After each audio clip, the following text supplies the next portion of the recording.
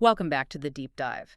Today, we're tackling a concept that seems almost too simple. We're talking about the fundamental decision to just be physically present. And it feels like a pretty urgent deep dive, especially now in 2026. I mean, we are experts at frictionless living. Yeah. We can work, shop, socialize, all from home. Right. And the big question we need to answer is, what's the actual cost of all that convenience? What does it cost us in, social capital? Exactly. So our mission today is to unpack the ripple effect of what we're calling showing up. Mm. We're drawing on a recent conversation with Jason Kipfer. He's the founder and chair of the Locally Connected Community Hub. And his argument is just so powerful. He says the foundation of a thriving community doesn't start with policy or with funding. It starts with just intentional presence. So what does he mean by showing up? Is it this huge commitment? No, not at all. And that's the key. He defines it as an act of, like, everyday civic investment. It's not signing up for a committee. It's the small stuff, the low-stakes decision to just engage. Like stopping to chat with a neighbor in the grocery store. Exactly. Or attending a local meeting or just Yeah. being visibly there at a community event. It's the small, repetitive choice to stop isolating. Okay, let's unpack that. Jason's core insight, and this really stuck with me, is that your presence is a signal. It's way louder than any social media post. Yeah, and that signaling is how social cohesion even begins. Your physical presence, it inherently communicates three things. It says, I care about this place, I'm invested in the people here, and maybe, most importantly, I want to be connected. And that reduces the social risk for everyone else. Right, it lets that sense of belonging just form naturally without a lot of effort. And we saw this in that anecdote Jason shared, the one about the Community Hub's first-time attendees. Oh, yeah.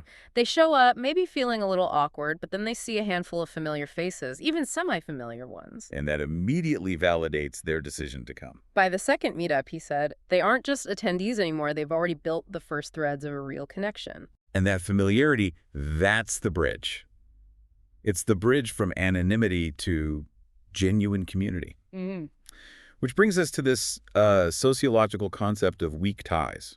Right. These are the acquaintances we sort of recognize but don't know deeply. Yeah, the person whose dog you always say hi to, or the barista you see every Tuesday. But okay, let's push back on that for a second. In an era where we're all trying to reduce social obligations because we're just exhausted, why should we invest time in these weak ties when we barely have time for our close friends? Well, and that's what's so fascinating. It's about their functional utility. Yeah. Your strong ties, your close friends, they give you emotional support, sure, but they often share your perspective. Okay. The weak ties, the people just outside your immediate circle, they are often the source of new information, totally new ideas, unexpected opportunities that connect different social worlds. I see. So those weak ties only become strong, reliable connections if we keep showing up. That's the mechanism, and Jason confirmed it. The Locally Connected Community Hub has seen this play out thousands of times, People who started out feeling isolated now feel rooted. all because they continuously run into familiar faces at the coffee shop or the local market. And that feeling, that's what drives the next part, the contagion of participation. Precisely. The act of showing up reminds other people that local life actually matters. It's like social proof. Yeah, when your neighbors see you investing your time, it gives them this implicit permission to join in, too. It makes the whole thing feel safer, more worthwhile. And that explains the Community Hub's growth. It didn't come from some algorithm or a big ad budget. It just came from people showing up. Over and over again, multiplying that effect. And when you multiply that across a neighborhood, these small acts, they build belonging, they Yeah. establish trust, They create shared, tangible experiences. and foster connections that would have never existed otherwise. And when you multiply those four benefits, belonging, trust, experience, connection by hundreds of people, it really does become this powerful wave. So as you look ahead, the simplicity of Jason's final advice is key. You don't need a title or a grand plan or any special skill. Your only job is to show up. Your decision to be present, it strengthens that invisible thread tying the whole community together.